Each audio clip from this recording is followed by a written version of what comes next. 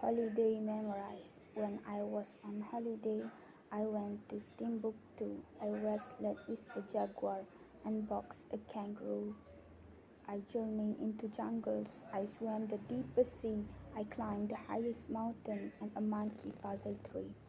I chatted to a seagull. I met a big baboon. I float on a moonbeam until I reach the moon. I visit the planets. I lit up all the stars. I gossip to a parrot traveling to Mars. I sailed across the ocean. I drove a greyhound bus. I rode across the desert on a hippopotamus. I heard a mermaid singing. I flew a killer shark. I grappled with a grizzly in a white safari park. I chased a band of pirates completely round the bend, and now the summer's over, and so is this the end.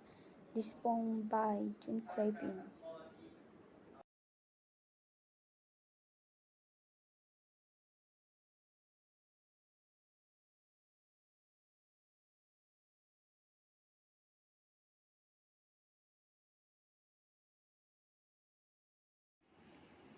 Sounds like magic. I listened to a seashell until I could hear the rushing of the wave inside my ear. I held an empty eggshell close against my head until I heard a pecking chick hitching from its bed. I found a hollow coconut and listened for a sound until I heard horse hoof pounding on the ground. I took an empty teacup to see what I might hear until I heard a giant's voice booming in my ear. Kelia Warren.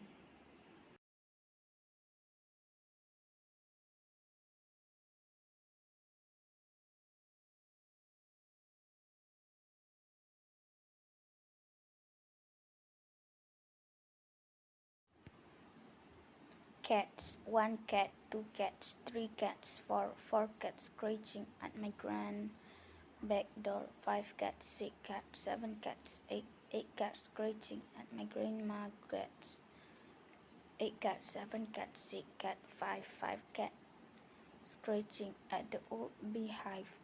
Four cats, three cats, two cats, one cat napping in the noonday sun. This poem by John Keating.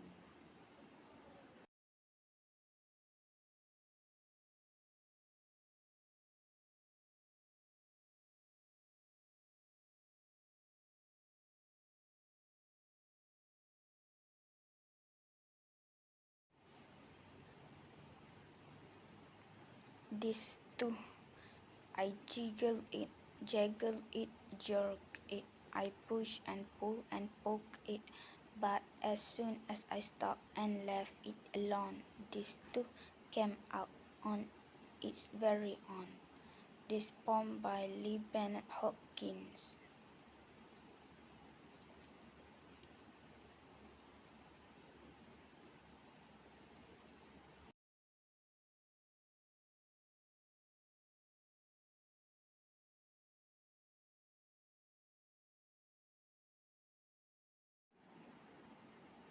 Miss Antrobus.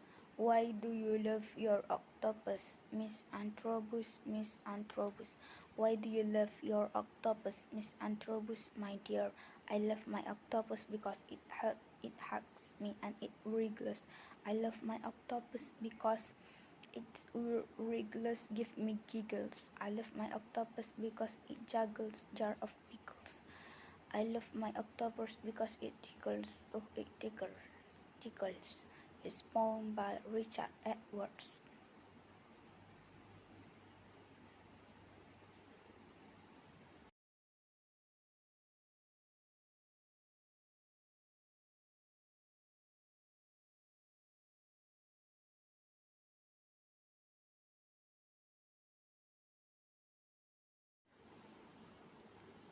Seaside, sand in the sandwich, sand in the tea, flat, wet, sand running down to the sea, pools full of seaweed, shells and stones, damp bathing suits and ice cream cones, wave pouring in to a sand castle moat, man the divans, now we are afloat. Water's for splashing, sand is for play, a day by the sea, is the best kind of day. This poem by Shirley Hacks.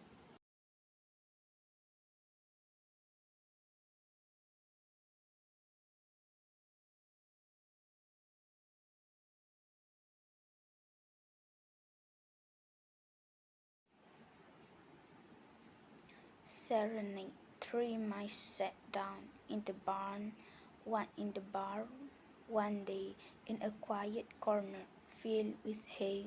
One played a fiddle, one played a drum, one blew a bubble with pink bubble gum. Tra la la went the fiddle, boom boom went the drum, and pop went the bubble and the bubble gum. This poem by Bobby Katz.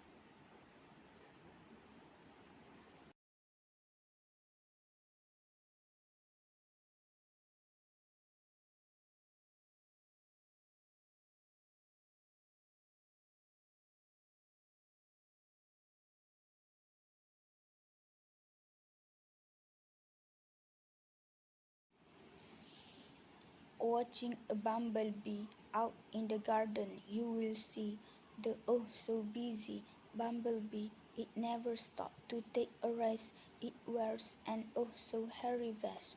When flowers in summer open wide, the bee dives oh so deep inside. It gathers nectar all day long and hums an oh so busy song. While you watch from your garden seat, the bee makes honey oh so sweet. Then off it zigzags in a dish with an oh so busy whiz was Maggie.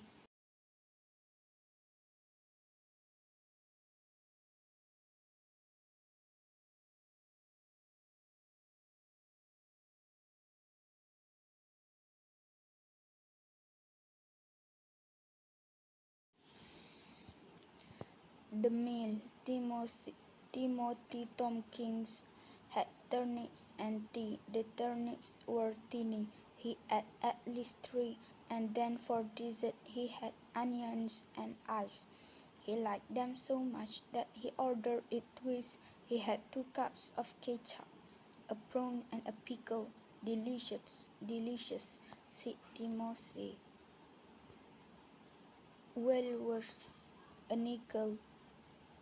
He folded his napkin and hastened to add, "It's one of the loveliest breakfasts I have had." This poem by Carla Cuskin.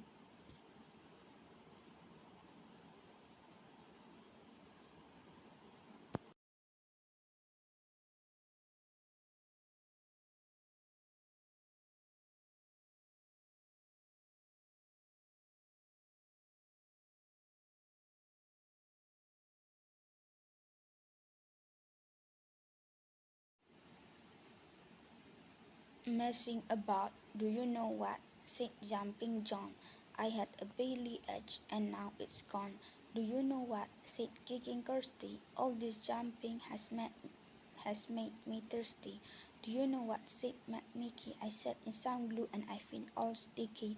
Do you know what? Said Fat Fred. You cannot see me. I'm under the bed. This poem by Mike Rosen.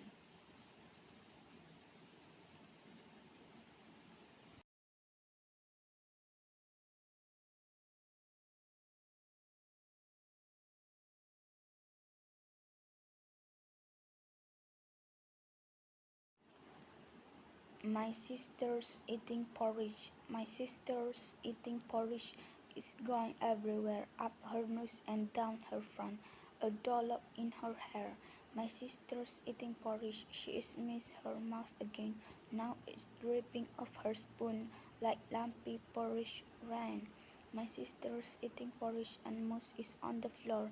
No wonder she is hungry and crying out for more. This poem by John Cotwell.